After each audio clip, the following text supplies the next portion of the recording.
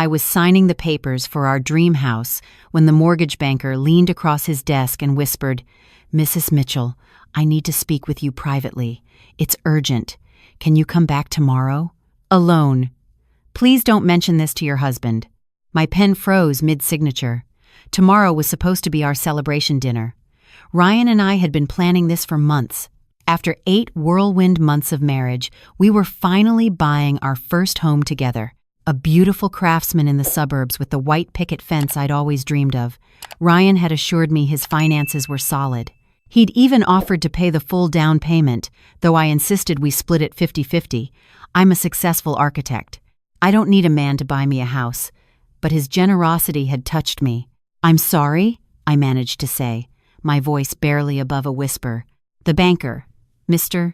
Peterson, a gray-haired man in his 60s, glanced nervously toward the lobby where Ryan sat scrolling through his phone. "Tomorrow, 10 a.m., just you." His expression was grave, almost pitying. My heart hammered against my ribs. "Is there a problem with the mortgage?" "Please, Mrs. Mitchell." "Tomorrow." I somehow made it through the rest of the signing, my hands trembling as I initialed page after page. Ryan noticed nothing. He was too busy texting someone, his face lit up with that charming smile that had first attracted me at the investment conference last year. When we left the bank, he kissed my temple and suggested we grab lunch to celebrate. I could barely taste my food. That night, lying in bed beside my husband, I stared at the ceiling. Who had he been texting? Why was the banker so serious? I thought about checking Ryan's phone, but that felt like a violation of trust. We were married. We loved each other. There had to be a simple explanation, but sleep didn't come easily. The next morning, I told Ryan I had a client meeting. He kissed me goodbye without suspicion, already dressed in one of his expensive suits. I'd never really questioned where his money came from. He said he was an investment consultant, had his own firm, traveled frequently. I'd been too focused on my own career to dig deeper. Now, driving back to the bank, every red flag I'd ignored began waving frantically in my mind. Red flag 1. We'd gotten married fast. 8 months from first date to wedding. He'd swept me off my feet with romantic gestures, expensive dinners, weekend getaways. It felt like a fairy tale. Red flag 2. I'd never met his family. He said his parents had passed away, no siblings, no close relatives. He was a self-made man. I'd found it impressive at the time. Independent. Strong. Red flag 3. He had very few friends. The ones he did introduce me to seemed like business acquaintances rather than genuine friends. No childhood buddies, no college roommates, no one who knew him before 5 years ago. Red flag 4. He was always vague about his past. Where exactly did he grow up? What was his college major? He'd deflect with jokes or change the subject, and I'd let him because I was falling in love. How could I have been so blind? Mr. Peterson was waiting for me in a private conference room. He closed the door carefully and gestured for me to sit. "Mrs. Mitchell, I want you to know that I struggled with whether to tell you this. Banking confidentiality and all. But my conscience won't let me stay silent." He slid a folder across the table. "I ran your husband's social security number through our system yesterday. Standard procedure. What I found troubled me deeply." I opened the folder. Inside were printouts of loan applications, credit reports, property records. My eyes scanned the pages, trying to make sense of what I was seeing. Your husband has 3 active mortgages under different variations of his name. Ryan Mitchell, Ryan M. Sterling, R. Michael Sterling. Same social security number, different identities. The room tilted. 3 mortgages? In 3 different states. California, Texas, and Colorado. Each for a house purchased in the last 3 years. Each with a different woman listed as co-borrower. He paused, his expression pained. "Mrs. Mitchell, I believe your husband is committing systematic mortgage fraud, and I fear you may not be his only wife." The words hit me like a physical blow. Not his only wife. I thought I might vomit. That's impossible. We're married. I have a marriage certificate. So do they, I imagine. Mr. Peterson pulled out more documents. "I took the liberty of doing some research last night. I found social media profiles for two of the women. Linda Sterling in California, married 2 years ago. Jessica Mitchell in Texas, married 3 years ago. Both successful professional women. Both around your age. Both posting happy couple photos with the same man you married. He turned his laptop toward me. There was Ryan, his arm around a blonde woman in front of a beachfront property. The caption read, "1 year with my amazing husband," dated 6 months ago. Another photo. Ryan with a brunette at a ski resort.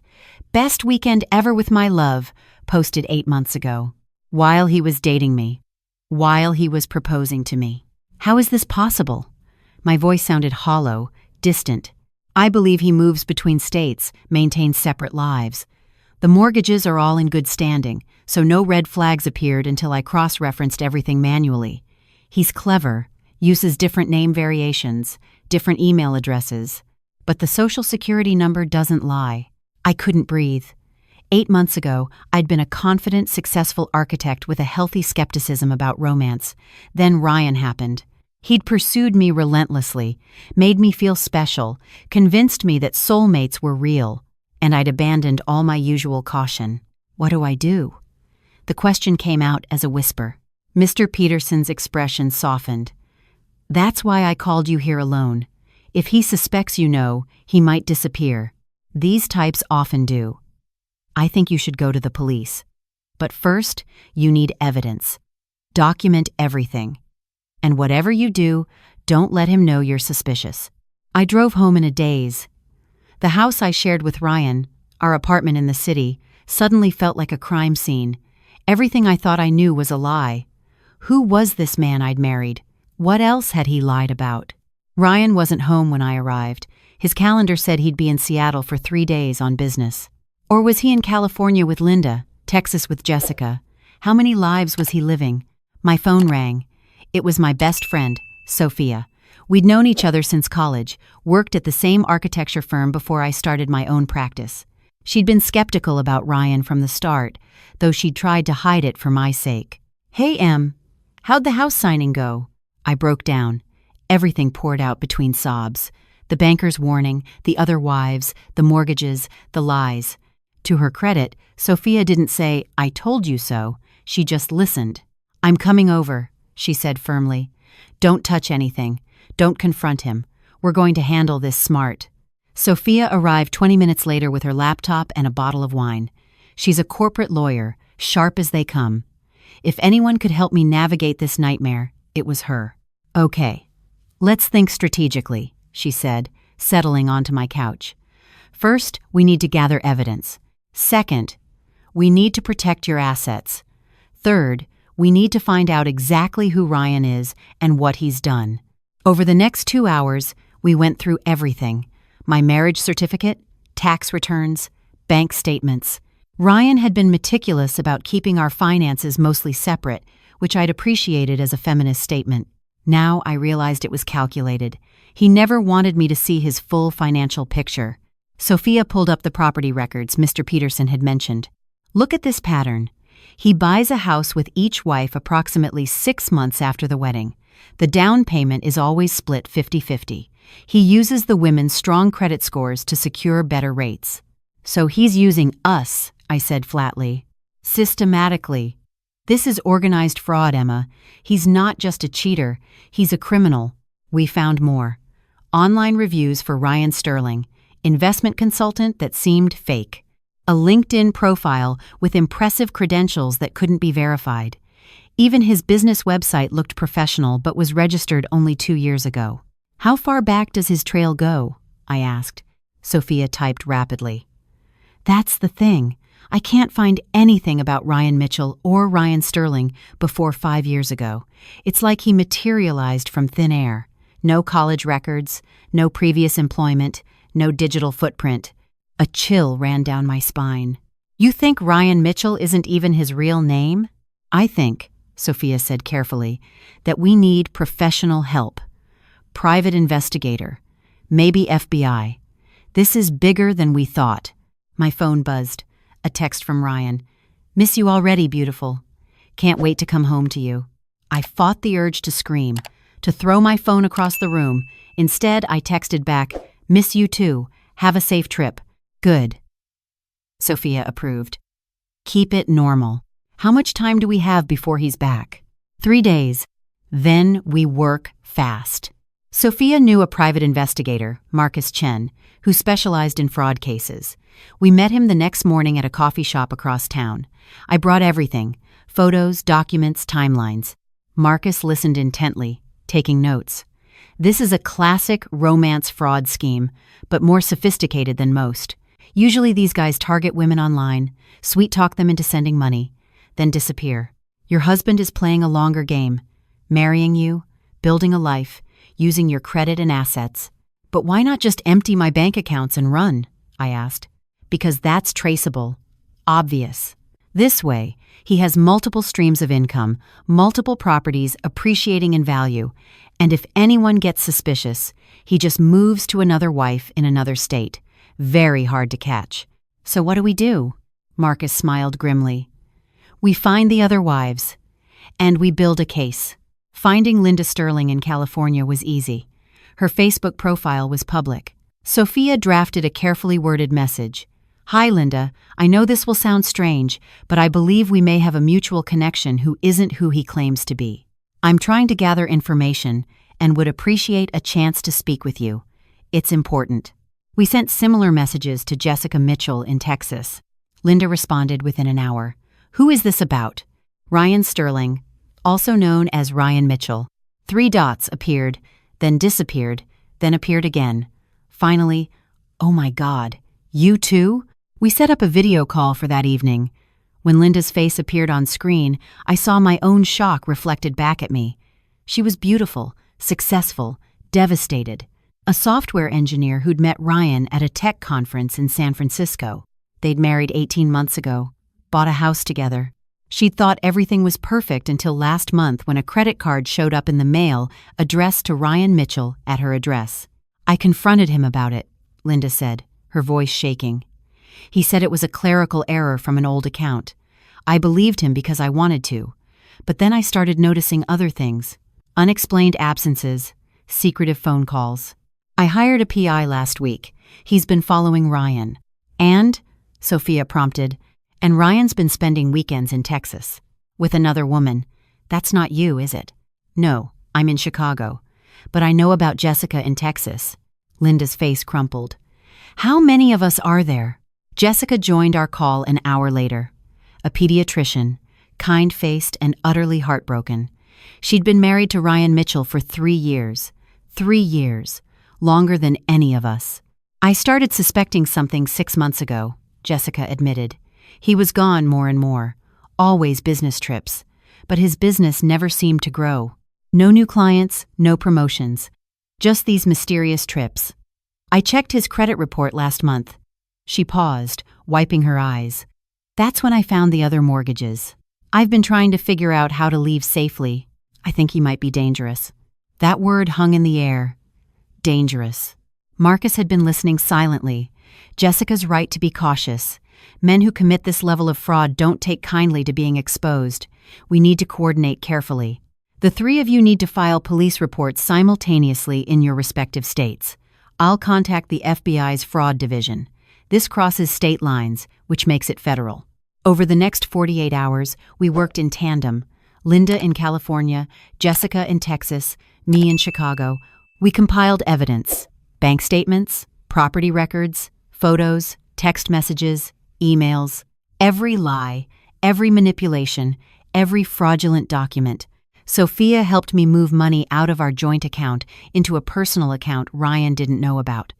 We documented everything for the divorce proceedings that would inevitably follow. But there was one problem. Ryan was coming home tomorrow. "You can't be alone with him," Sophia insisted. "Stay at my place." "No. If he comes home to an empty apartment, he'll know something's wrong. He'll run." Marcus had a better idea. "Wear this." He handed me a small device. Voice-activated recorder. FBI grade. Get him talking. See if he'll slip up. Admit anything. We need his confession on record.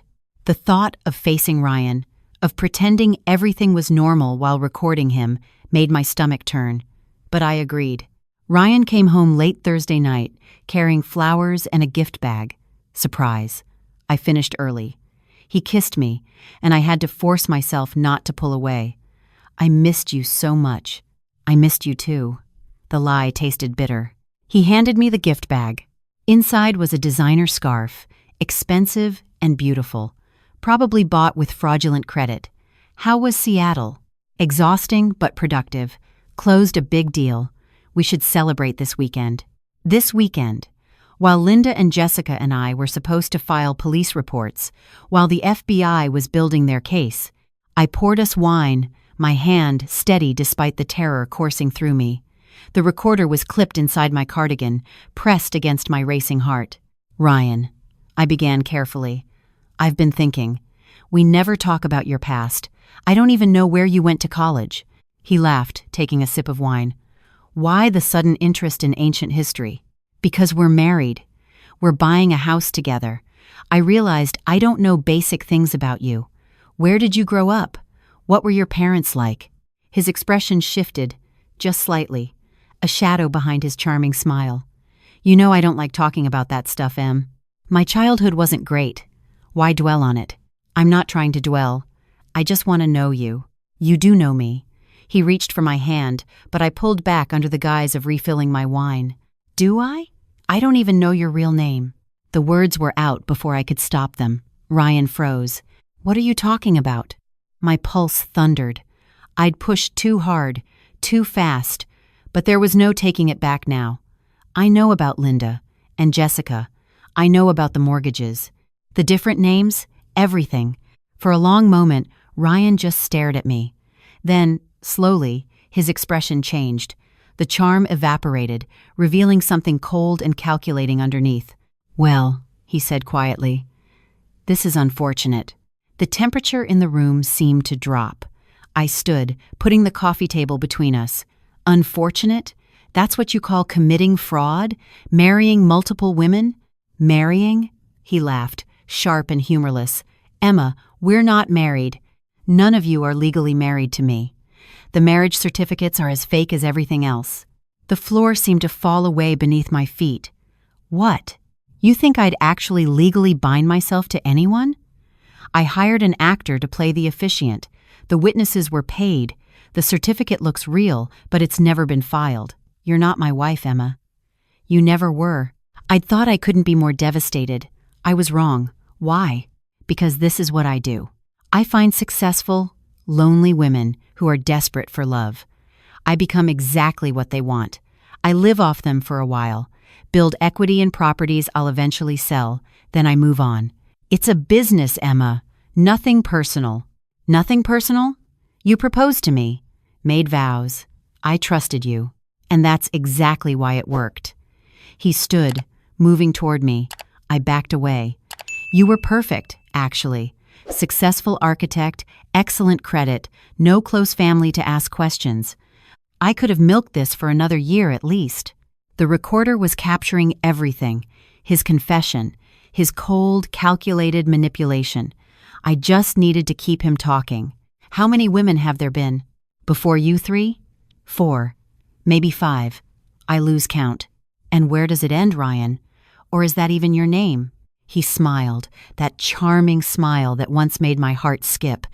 Now it just made me sick. My name is whatever I need it to be. A knock at the door made us both jump. Ryan's expression hardened. Expecting someone? Before I could answer, the door burst open. Police flooded into the apartment, FBI agents right behind them. Sophia must have been listening from her car, waiting for the right moment. Ryan Mitchell, also known as Ryan Sterling, you're under arrest for wire fraud, identity theft, and bigamy. Ryan tried to run. He actually tried to bolt toward the bedroom window, but there were too many officers. They had him in handcuffs within seconds. As they read him his rights, he looked at me. Really looked at me. You recorded this conversation. I pulled the device from my cardigan, every word. For the first time, I saw genuine emotion in his eyes. Not love, not regret, just cold fury. You'll regret this. No, I said firmly. I won't. They took him away.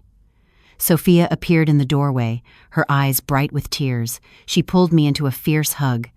"You did it. You got him." I should have felt triumphant, vindicated.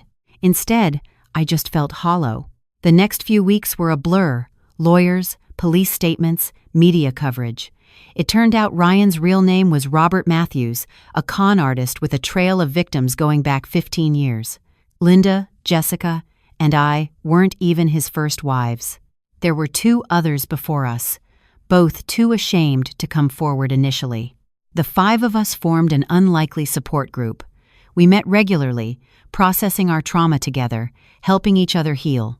We testified at Robert's trial, watching him squirm as his carefully constructed empire collapsed. He was sentenced to 25 years in federal prison for fraud, identity theft, and multiple counts of bigamy. No parole for at least 15 years. The judge called him a predator who systematically targeted and exploited vulnerable women. The house sale fell through, obviously.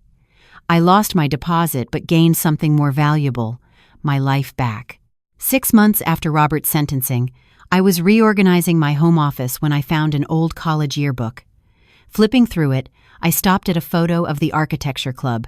There I was, 20 years old and full of dreams. And standing next to me, slightly out of focus, was Michael Chen. Michael. We'd been friends in college, lost touch after graduation. He'd reached out last month, asking if I wanted to grab coffee and catch up. I'd said yes, but hadn't followed through, still too raw from everything with Robert. I pulled out my phone and found his last message. "Hey Emma, no pressure, but that coffee offer still stands. Would love to hear how you're doing."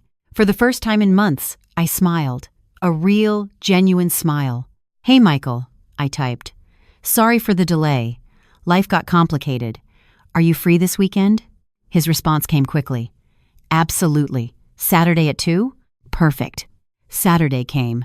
I met Michael at a small cafe downtown, nervous in a way I hadn't been in years. Good nervous, hopeful nervous. "Emma, you look great." He stood to hug me, and I realized how much I'd missed that. Genuine warmth, no ulterior motives. Just an old friend happy to see me. We talked for hours. He told me about his architecture firm, his failed marriage, his recent move back to Chicago. I told him about Robert, about the fraud, about everything. He listened without judgment, occasionally reaching across the table to squeeze my hand. "I always wondered what happened to you," he admitted as the sun began to set. "We were such good friends in college, and then we just drifted apart. I got caught up in my career, stopped making time for the people who actually mattered." "Well," he said with a gentle smile, "maybe we can fix that now." We started seeing each other regularly. Not dating, exactly, just spending time together. Rebuilding a friendship that had once been so easy and comfortable. Slowly, carefully, I began to trust again. A year after Robert's sentencing, Michael and I were walking through Millennium Park when he stopped suddenly. "Emma, I need to tell you something." My heart clenched. Here it comes, the other shoe dropping, the secret he's been hiding. "I've been in love with you since junior year of college." I blinked. "What?" "I never said anything because you were always dating someone, always busy, and I convinced myself we were better as friends. But then we lost touch, and I regretted it for 15 years. When I heard you'd moved back to Chicago, I knew I had to try again. Not to push anything, just to be in your life again. But Emma, I can't keep pretending I don't have feelings for you." Tears welled in my eyes. "Michael, you don't have to say anything. I just needed you to know. I'll wait as long as you need, or if you don't feel the same, I'll accept that too. I just want you to be happy." I thought about Robert, how he'd pursued me relentlessly, swept me off my feet, made me feel like I was the center of his world. All lies. Then I thought about Michael, patient Michael, who'd been my friend first, who'd listened without judgment, who'd never asked for anything except my time. "Ask me again in 6 months, I said softly. He nodded, understanding. 6 months. Those 6 months were the healthiest relationship I'd ever had. We went slowly, deliberately, building a foundation of trust and honesty. He met Sophia, who approved enthusiastically. I met his parents, who welcomed me warmly. We talked about our pasts, our mistakes, our hopes for the future. When 6 months passed, we were having dinner at his apartment. He'd cooked, something Robert never did. We were laughing about a disastrous group project from college when the laughter faded into comfortable silence. "It's been 6 months," Michael said quietly. "It has. So, I'm asking, Emma Thompson, would you consider actually dating me? Like, officially?" I pretended to think about it. "Will you introduce me to your friends? Your family? Your college roommates? All of them. Will you tell me about your past? The good and the bad? Every detail. Will you be patient with me when I get scared? When I pull back because I'm afraid of being hurt again? Every single time." I reached across the table and took his hand. "Then yes. Let's do this. The right way this time." Our relationship wasn't a fairy tale. It was better. It was real, built on friendship and trust and honest communication. When he proposed a year later, I said yes without hesitation. Not because he swept me off my feet with grand gestures, but because I knew him, really knew him. His flaws and fears and everything in between. We got married in a small ceremony with our closest friends and family. Sophia was my maid of honor. Linda and Jessica came. Now dear friends, rather than just fellow victims. We all toasted to new beginnings and second chances. As Michael and I exchanged vows, real vows this time, I thought about how close I'd come to losing everything. My money, my trust, my ability to love. Robert had tried to take it all, but he'd failed. Because I'd found my voice, I'd found my strength, and with the help of women who understood my pain, I'd found justice. Looking into Michael's eyes, I saw my future. Not perfect, not a fairy tale, but real, honest, built on a foundation that couldn't be shaken by lies. "I love you," he whispered as we were pronounced husband and wife. "I love you too," I whispered back. And this time, I knew it was true. For both of us,